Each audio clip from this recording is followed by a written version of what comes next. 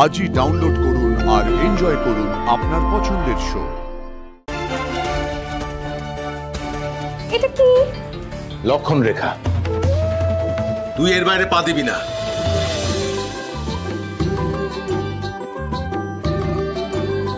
তার স্বপ্ন স্বপ্ন চোখে রূপকথা নেমে আসে, সন্ধে তারার মতো একা চলে আকাশে। তার গান শুনে জোনাকি গুনগুন করে বাতাসে, সে রূপকথার মতো সবাইকে ভালোবাসে।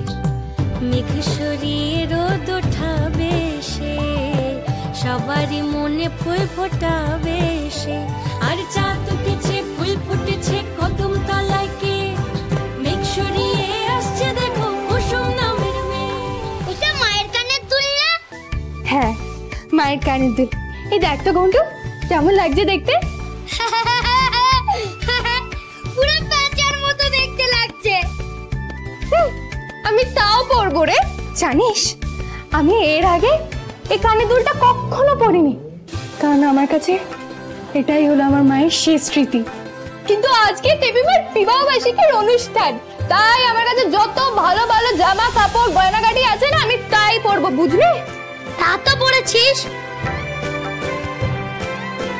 কিন্তু ঘোমটা পরে যেতে হবে যে তোকে। দেবীমা তোর মুখও দেখতে চায় না। আমি দেবীমার সামনে যাব না, আমি দূর থেকেই অনুষ্ঠানটা দেখবো।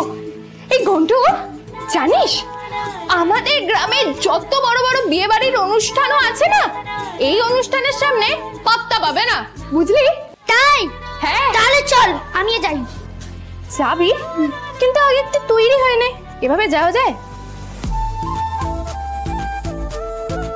বাবা, ও বাবা, দেখো তো কেমন দেখতে লাগছে আমার, ভালো লাগছে?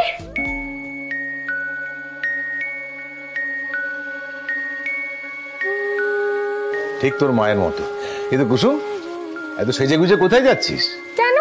অনুষ্ঠানে।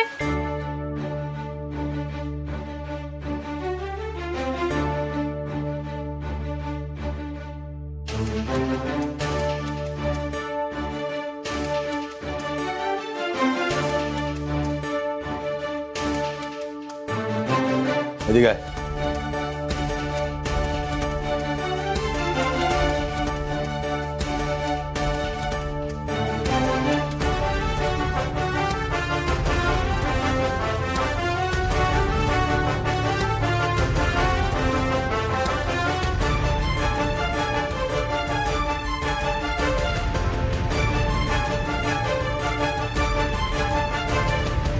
বাবা, এটা কি? লক্ষণ রেখা। তুই এর বাইরে পা দিবি না। দেখ, আজ আমি কর্তামার জন্য খেয়ে দিয়ে বেঁচে আছি। কর্তামাই আমার কাছে সব। কর্তামার আদেশ আমি অমান্য করতে পারবো না, আর কাউকে অমান্য করতে দেবও না। ঘন্টু, তোকে আমি দায়িত্ব দিচ্ছি, তুই দেখবি তো দিদি যাতে এই লক্ষণ রেখা পেরোতে না পারে। ও বাবা, আমি যাই না গো, আমি কিচ্ছু করবো না, আমি দেবীমার সামনে আসবো না, আমাকে যেতে দাও না। বললাম তো না। ঘন্টু, তো দিদি যেন ওই লক্ষণ রেখা পেরোতে না পারে, দেখবি